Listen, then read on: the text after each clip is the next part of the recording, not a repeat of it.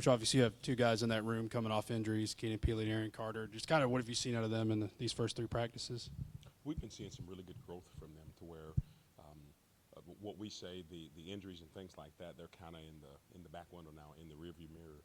So from a growth standpoint, seeing them continue to take the next step to being able to be better, to being able to be elite, and to be what we call the trendsetters of the linebacker play on our team and our organization and in the country.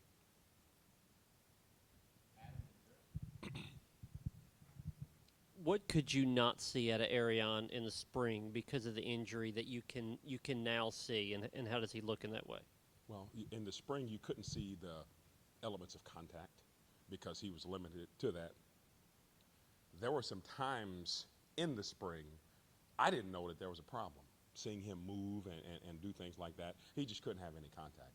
So I knew from the element of him being able to move, him being able to run, him being able to change direction, we were going to get something that was going to be elite or on the top end of everything from a linebacker play standpoint. Now you put together some of the physicality, him being able to make the plays at the point of attack from a contact standpoint, you can see he's going to be one of the elite linebackers that you all will be talking about in the days to come and years to come. Coach, with Keenan specifically, how do you manage him through the next month to get to, game one? When do you know he's had enough contact coming off that injury, his age, all those? How do you manage a veteran like that? Well, it's probably the best thing about the management that you can do is just the growth with the young men in the rest of the room, because we know we can take care of him. He's already kind of been there and done that. The one thing you must do is you got to walk the line of knowing that he has to be able to strain to be able to accomplish some things, but also in some of the physical elements, we can be able to gear him back and put someone else in, and that gives us the ability to be able to see, can this young player, let's say like Jalen Smith, can he do what he's supposed to do? Can Caleb Perry do what he's supposed to do? Can T-Lander do what he's supposed to do? And that allows us to be able to give those guys some extra reps and some extra eyes on them for their growth and development. With Arion only being a sophomore, is there any part of his game that you would say is kind of mature beyond his years? The element that he has is something that you can't coach, is his speed and his quickness. He is elusive when he's on the football field, almost like a cheetah. So it's great to have a linebacker that can move like that, but have the body that he has from a physical nature. So he's someone we're going to be able to really utilize in the days, years, and games to come. Back in the spring, you talked about Edwin Spillman being a player that someone's going to know about, or everyone's going to know about in 5 months. How has he continued that trend to this point? You will know who number 13 is when he's on the field. It was 47 in the spring. It's 13 now. Everyone knows who he is, and you all will know for sure. From a physicality standpoint, he is exactly what you want. To see him growing and developing each day as a coach, it is so gratifying and satisfying. Probably one of the things that's unique, we have some examples in our room what the gold standard of linebacker play is. And when you think about that, just with the history and tradition of this place, you think about Al Wilson. Well, to have Al Wilson at practice today, I think that really brought some elements to the guys in the room, and Edwin was one of them, because he is walking in the footsteps of someone like that for sure. Do you want your guys to be able to play both those two spots, Mike and Will, interchangeable, or do you want one to focus on this position, one to focus on this position? Well, the thing you do is you have to be able to play or understand what both positions do, just because offenses can motion or shift to trade and get you in some jams if you don't understand the concepts. But we'd like to have someone who is a true Mike backer, someone who is a Will backer, but they have to know both elements, just because offenses could get you kind of pigeonholed, and that's what you do not want to do. The things we tell our guys, you got to be able to run fast and hit hard. If you can do that and play in space, you're going to be able to be on the football field. I was going to ask a similar question just in terms of the body types of those two inside linebacker positions. Do you prefer different styles of linebackers in terms of physicality, and do you feel like your room has several different types of personalities in that regard? Yeah. We do have different types of personalities, different styles, but the biggest thing you got to do, you got to be fast. You got to be fast, you got to be athletic, you got to be big, because the biggest thing we have to be able to do from an offensive perspective, the first thing they try to do is get you out in space and try to highlight you. And if you don't have the speed and quickness to play out in space, then you're going to be a very average to below average linebacker. And then the other thing you have to be able to do is you have to have the physical elements to be able to play inside the jungle when the big uglies up front come to block you. So you have to have what we call a healthy compromise of all of the characters and traits from a linebacker standpoint. You got to be fast enough to play out in space, physical enough to be able to play in the core, and a lot of that is going to be with your mindset.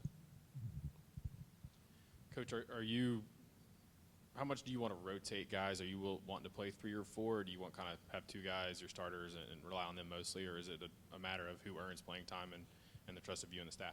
Yeah, the one thing that we try to do, and this is also where recruiting comes into play, we tell guys, if you're prepared and you're ready, you're going to play. And that's what I want to be able to do. I want to be able to play 5, 6 guys, because if we can give everyone a role and be fresh in the end of the football game, I just experienced that at my previous place, and that's why we're in a position to go play in the national championship game, is because our guys were not worn out in the end of the season. If your goal is like you want it to in your room, you can be fresh in the end of the season if you're playing enough guys. And I think that's something that we want to look forward to doing on defense, is being able to have a good, healthy rotation to where guys don't get over-repped, but also know that your stars, they're going to get the money plays. What do you know about this group that you didn't know about them in your assessment of them in spring, when you left spring? What do you know about your linebackers now that you didn't know 5 months ago?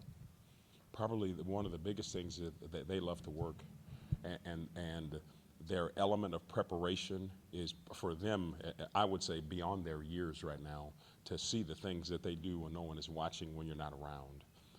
They are what you would call your junkies in the building. Sometimes when you leave the parking lot, you know how you say, well, gosh, there's a car sitting over there. I wonder, is this car broken? So I would send a text message, hey, AC, man, are you okay? Is your car good? No, Coach, I'm just here in the linebacker room watching some film, and this is at 10:30, 11 o'clock at night.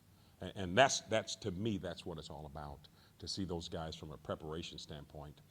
They know they're really taking the football preparedness to new heights and to a new level, and that's what we want. And that's how you become elite at this position. Sort of related to that, maybe when you look back at Arion and film from last season, what were the things you see last year that maybe held him back a little bit, and how do you think he's grown in those areas this offseason? Yeah, I think, last year as a freshman, he's very youthful. He was trying to put things together, but sometimes may not have understood the whole concept of something. And I think that's kind of what my mission was coming in, was to show him not just his job, but what the people around him was doing. And I think that's something that he's kind of really been intentional about, him learning, knowing what the guys around him is doing, and has really helped him understand his job on those given plays. Coach, when you have a guy like Edwin Spillman who has a brother already in the program, just in your experience, how have you seen having that older, younger brother dynamic help the younger brother improve and grow at a faster rate? It's great, Casey, because the one thing that Edwin had coming here, he knew half of the stuff already. He knew half of the people. He understood everyone. He was able to put names and faces. Now, unfortunately, he knew more about the program than I did, just because we literally got here 1 week apart. So there were some things that he was telling me, and I was telling myself, like, hey, how do you know this? He's like, oh, yeah, Coach, hey, I came down here to visit my brother, and I saw him. But he has some great perspective when you have someone that's been here, kind of already been there and done that, and that was his roommate when he first got here. So it really, really, really helped him kind of get his feet really planted so he can build a great foundation moving forward. Coach, last few years you've been on the opposite end of some really good offenses. Last year with what Penix did at Fresno State. Have you had to adapt to quick strike offenses, and how do you think that will help you have a deeper position group here? And that's something you always have to do when it comes to the quick strike. I think that, as we were talking earlier about making sure you have enough depth at your position and enough growth in your position, now you have the ability to play just as many players. So when you get to the end of the game, you're not worn out, and your player could be a step faster than he was earlier in the game, or the player that's in can be a step faster than they were earlier in the game, because there's nothing worse than putting your player in a position to be able to be successful, but the fatigue or tiredness really sets in because he's been out there and he's worn out and he can't make the play. That there's nothing more frustrating than that as a coach. So from our standpoint, we got to really put them through what we call the strainer, where you got to strain and you got to go through all the physicality things right now during training camp, so you can be ready when the bullets begin to fly. Thank you, Coach. Thank you.